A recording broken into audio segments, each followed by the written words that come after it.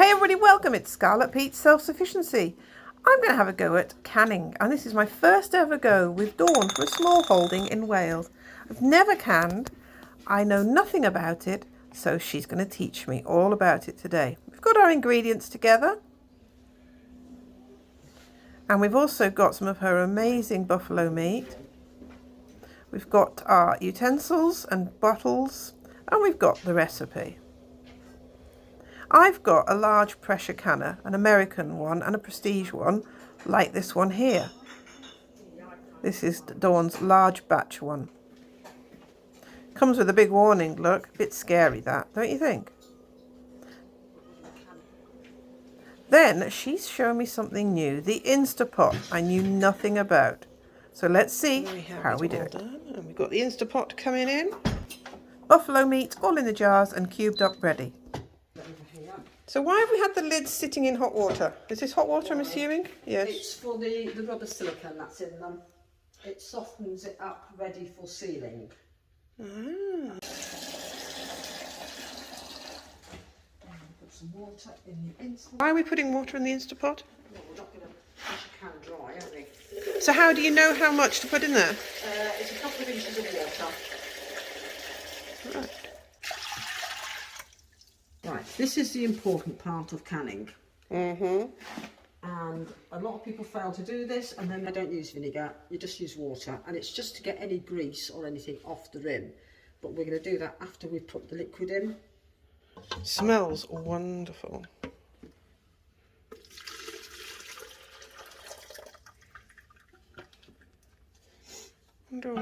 Is it tasty? Salty, do you think? Or I don't know, let's have a little taste, Oh my goodness, that's tasty. Hide this between the jars. It really is quite a simple procedure by the looks of this. It is, yeah. I thought you'd need to put onions in, but you've got the onion salt, haven't you? It depends what you're doing. Right. When we start putting the liquid in, we use this. It's called a debubbler. Mm-hmm. And it's to knock. It's like you can see you've got air pockets there.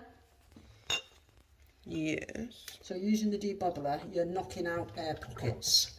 Oh, it's bubbling, look. Yeah, you don't want air pockets in your canned food, because then you run a risk of botulism and everything else, because you've got air in, and air is what carries disease.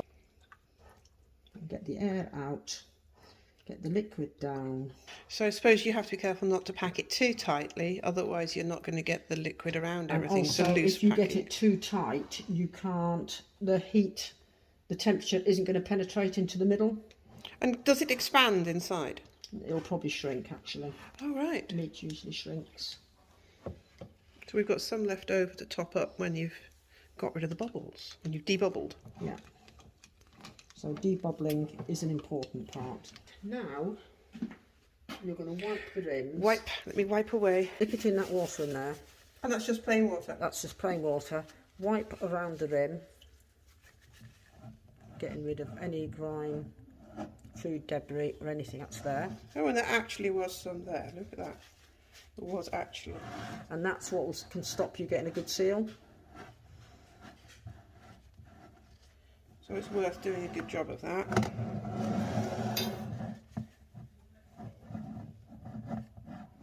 Right. Right. Oh, and you've got the magnetic thingy. Yeah, lid lifter. I haven't got one of those yet. So I'm going to go in there and get one. Yeah, you go fishing. You want to get a lid. Very often it'll pick several up at once. It has.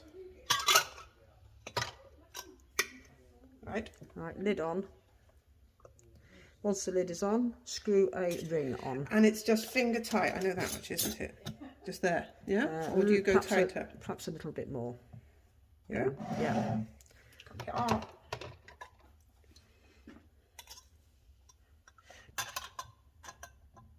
And these you can only use once, can't you? But you can use the bands. No. Ooh, I would say you can use them more. Usually when I've used them, providing the lid isn't damaged in any way and buckled or anything, then I will reuse it. The purpose of the ring is to hold the flat on. The jar's rattling around on the bottom, on the metal. Yeah, I've seen them in Hungary when they do the water, excuse me, water canning. They have a piece of cardboard in the bottom. Oh, right. again. And it's that easy. I'm going to put the lid on. I have really got to get my pressure canners out and wipe the 3 inches of dust off the top of them.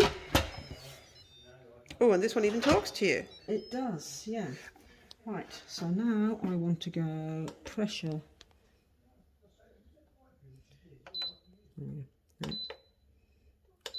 High, keep warm function off.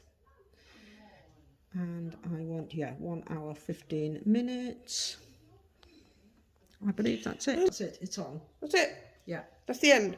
that's the end. So I think the biggest thing for me if I was doing this would be actually getting it out of the box and starting the job. Yeah.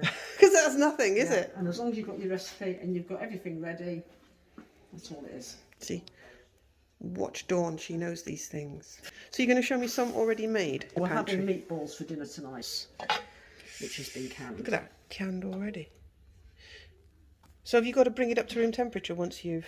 I will bring it up and I will add some onions and whatever I feel like to it. Okie dokie. And we're having, so we're having meatballs and pasta. On the trusty Rayburn. Oh, you found it?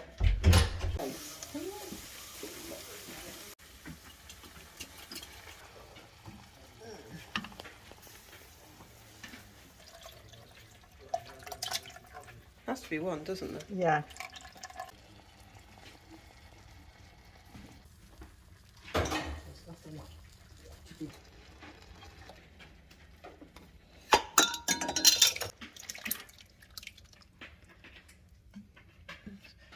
Tomatoes or tomato-based pasta sauce from our garden. Buffalo meatballs from our buffalo. And mix that together and I'll pop it in that dish and stick it in the oven out there. Logs from Stickletown as well. Pretty self-sufficient woman, aren't you? Yeah. And all made by me. The font of knowledge. Always learning. Every day is a school day. And anybody who thinks they know it all, then they know nothing. Exactly. I wrote a story, The Confident Fool. I'll have to post that onto my YouTube channel and read it one of the days. We lost an awful lot of meat because of a confident fool who knew better than us. And do you know why there's stones in the bottom of the oven? Let me guess. To hold the heat? No. Go on then. So when it is wet and cold and Martin's boots are soaked through, he takes the hot stones out of the oven, he drops them in his boots and it helps to dry them out. Oh, that is so good. And there's the logs, aforementioned. Worth its weight in gold, that is. So if you're getting your hands stuck inside the jars, because you get your hand in there and you won't get it out again.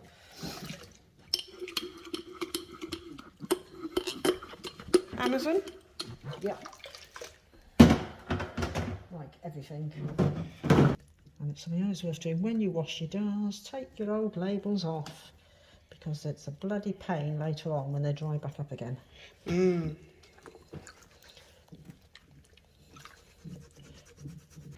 So this is the wash to put them stored away, but then they have another wash before you... Yeah, washed and sterilised in hot water, before I use them.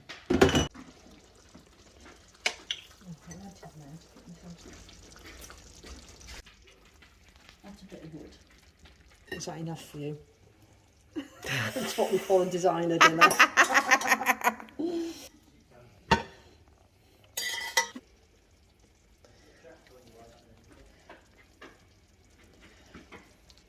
Stay on the plate.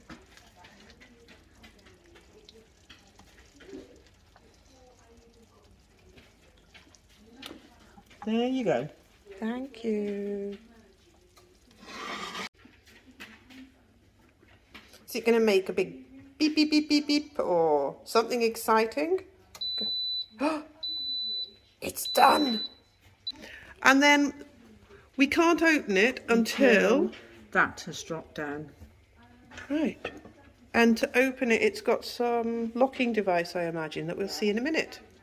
Yeah, so let's open up this bad boy. Quite excited about opening it.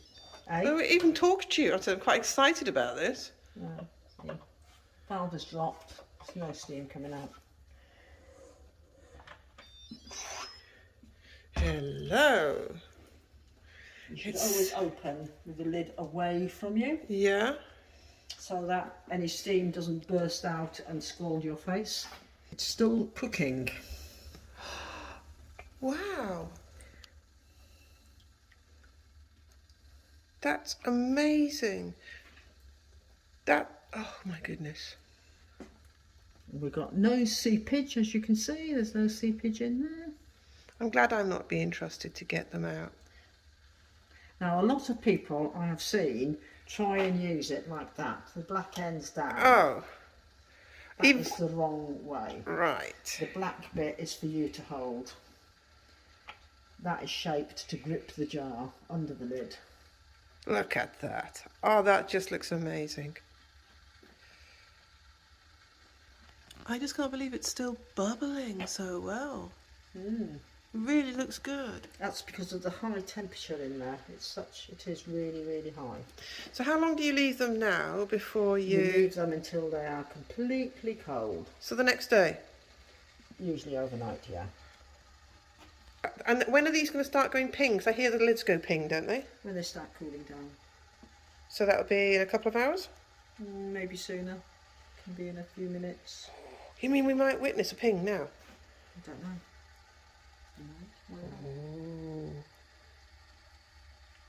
And that's the suction creating. So if it pings, it's definitely a good seal. Yeah. I mean, this one to me, no, that one hasn't. You see the little dome. When that dome goes down, that's the ping. It's sort of ding, it goes like a dull ding. And that is a sign of it sealing. And once it has sealed, we can then remove the outer rings, wipe the jars down, label them, put them on the shelf. Exciting. And I'm now trying to include instructions on my labels to say how to use them. How tender is that going to be because of this cooking process? Fall apart. Really? Yeah, fall apart. So that is how easy it has been. I'm definitely going to go and do some more looking into this, do some canning very quickly. Definitely going to get one of those, what is it called? Instant pot. Instant pot. Because that's just an easy start into it when you can just do small batches. Do small batches, yeah. Because a lot of the canning recipes I see are doing like this sort of thing in quart jars. Well, that's too much for me on that end. There's only the two of us. So, yeah, so it's small portions. That's it then. You've been watching us, Scarlet Pete Self-Sufficiency. And you've been doing a video for your YouTube channel too? Yeah, a small holding in Wales. So there you go. Please like, subscribe, share and give us a comment so we know you're there. Ta-ra! Bubble, bubble, bubble, bubble.